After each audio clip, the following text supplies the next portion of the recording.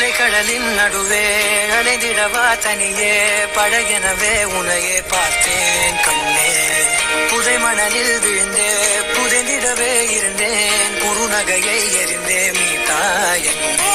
என்னோடும் மண்ணோடும் மாடும் பெரும் ஊஞ்சல் மனதோரம் கண்பட்டு நூல் விட்டு போகும் என ஏதோ பயம் கூடும். மயில் ஒன்றை பார்க்கிறேன் மழையாடி ஆடினேன்.